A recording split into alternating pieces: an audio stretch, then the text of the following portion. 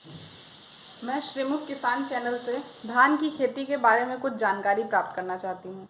कृपा करके किसान हित में कुछ बताएं। आप बहुत समय पर आई हैं और आपने किसान हित में सवाल पूछा है।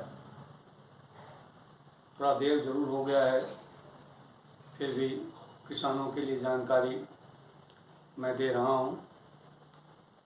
सबसे पहले किसान भाइयों को भूमि की तैयारी करनी चाहिए।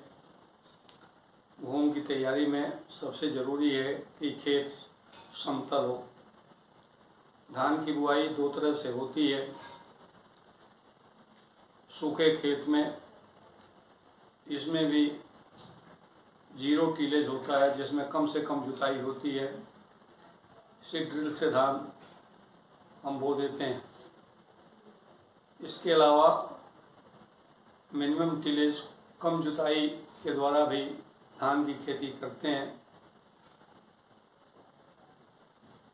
मिट्टी पलट हल से उलट पलट करके जुताई करने से अच्छी संरचना भूमि की मिल हो जाती है।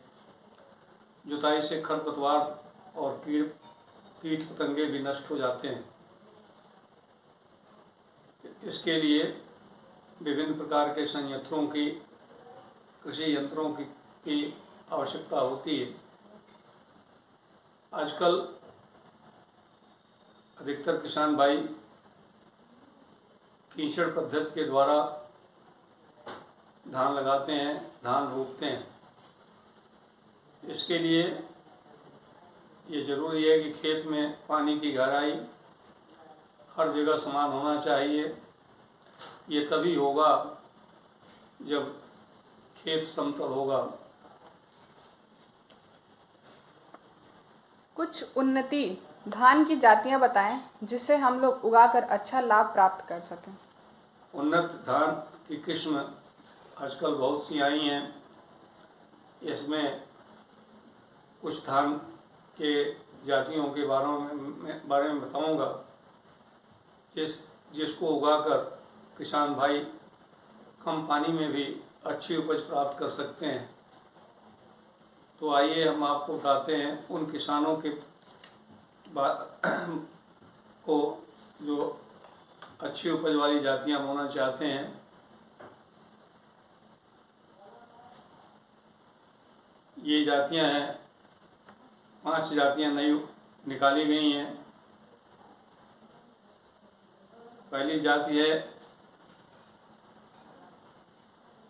पूसा 434 बासमती धान। यह एक अधिक उपज देने वाली विकसित किस्म है, जिसे भारतीय कृषि अनुसंधान संस्थान नई दिल्ली के द्वारा विकसित किया गया है। ये अर्ध बोनी जाति है, यानी न बहुत लंबी होती है न बहुत छोटी होती है। ये 125 से 130 दिनों में पककर तैयार हो जाती है।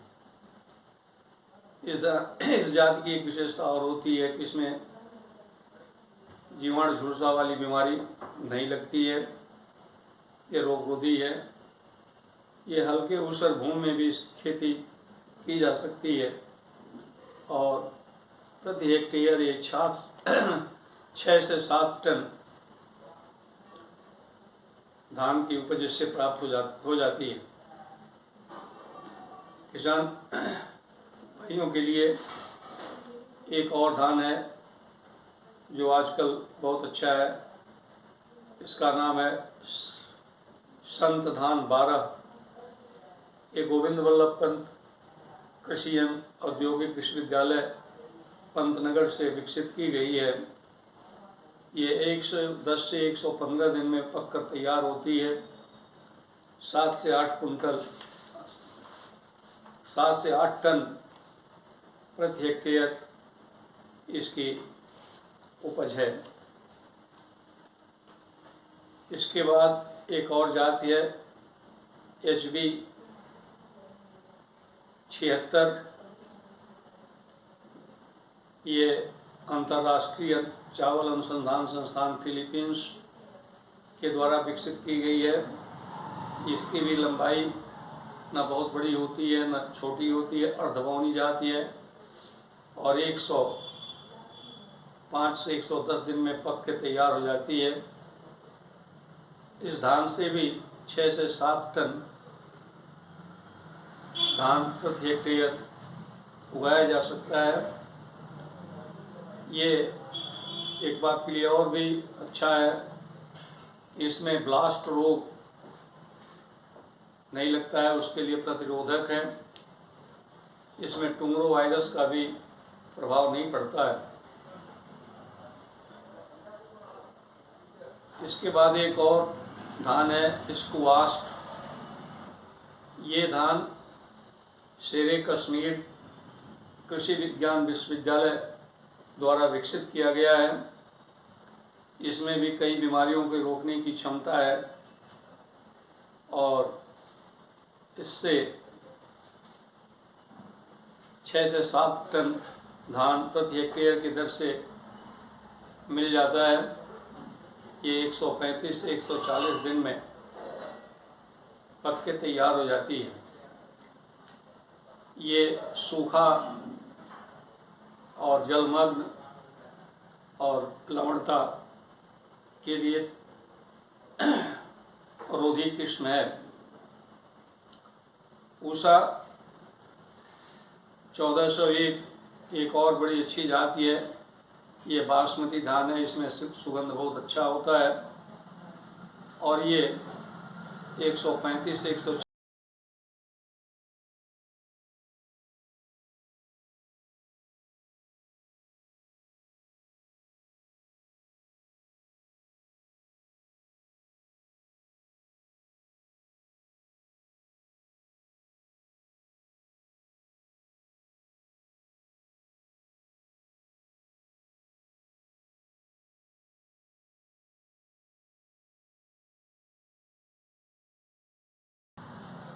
और 4 से 5 टन प्रति हेक्टेयर की दर से इसकी उपज प्राप्त हो जाती है। इसके दाने पतले होते हैं और इसका पकने पर चावल इसका अच्छा होता है। तो ये मैं आपको बताया 5 उन्नतशील जातियाँ जिससे की खेती आप लोग कर सकते हैं। नर्सरी डालने से पहले हम लोग क्या करें जिससे नर्सरी रोग मुक्त हो? ये आपने बहुत अच्छा सवाल पूछा। किसान भाइयों को केवल धान ही नहीं, कोई भी फसल उगाएं, नर्सरी डालें या खेत में बोएं, उसके पहले बीज शोधन की क्रिया करनी चाहिए। धान के बीज शोधन के लिए 10 लीटर पानी में लगभग 1.25 किलो खड़ा नमक डालें और घोल बना लें और इसमें धान के बीज को डालें। जो धान का बीज ऊपर तैरने लगे उसको निकाल के बाहर फेंक दें, क्योंकि ये बीज पुष्ट नहीं होते हैं। जो बीज नीचे बैठ गया है उसको निकाल करके 3-4 बार स्वच्छ पानी से धो लें। फिर उसमें 3 ग्राम बाविस्टीन पाउडर प्रति किलो के दर से पानी में घोलकर बीज शोधन करें और बीज को अंकुरित करके नर्सरी में डालें। अंकुरित करने के लिए बीज को जूट के बोरे में रखें, समय समय पर उस पर पानी डालते रहें। 24 घंटे बाद इसमें अंकुरण आ जाता है। धान की खेती में कौन से जैव उर्वरक का प्रयोग करें? आपने ये भी बहुत अच्छा सवाल पूछा। आजकल लोग जैविक खेती करना चाहते हैं, तो मैं आपको बताऊं, नील हरित शैवाल ब्लू ग्रीन एलगी जिसे कहते हैं, इसका 10 से 12 किलोग्राम और 10 से 12 किलोग्राम टीएबी जैव उर्वरक बुआई से रोपाई से पहले छिड़क कर मिलाएं। 20 से 25 दिन में नर्सरी तैयार हो जाती है, उसके बाद इसकी रोपाई की जा सकती है। खरपतवार के नियंत्रण के लिए क्या किया जाए? खरपतवार के नियंत्रण के लिए रोपाई के 2-3 दिन बाद एक दवा है प्रोटीला फ्लोर, नाम आप ठीक से नोट कर लें, प्रोटीला फ्लोर 1250 मिलीलीटर 1000 लीटर पानी में घोलकर प्रति हेक्टेयर की दर से छिड़काव करें तो आपके खेत में खरपतवार नहीं होगा। खैरा रोग का नियंत्रण कैसे करें?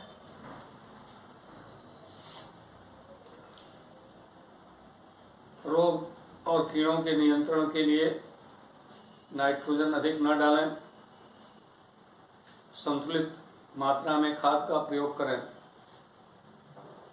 मैं आपको और भी कुछ आप बताना चाहता हूँ। बुआई से पहले 10 कुंटल नीम की खली डाल दें। यूवेरिया बेसियाना 1.15% का बायोपेस्टिसाइड 250 किलोग्राम प्रति हेक्टेयर के दर से 60 से 70 पाउंड गोबर की खाद में मिलाकर भूमि में मिला दें। यह मिला कर तुरंत न छिड़काव करें, बल्कि 8 से 10 दिन बाद इसे भूमि में मिलाएं। अब मैं आपके प्रश्न पे आता हूँ। खैरा रोग की बीमारी उन भूमियों में लगती है जिसमें जिंक की कमी होती है। खैरा बीमारी के रोग के लिए 5 किलो जिंक सल्फेट और 20 किलो यूरिया घोलकर 1000 लीटर पानी में प्रति हेक्टेयर की दर से छिड़काव करें।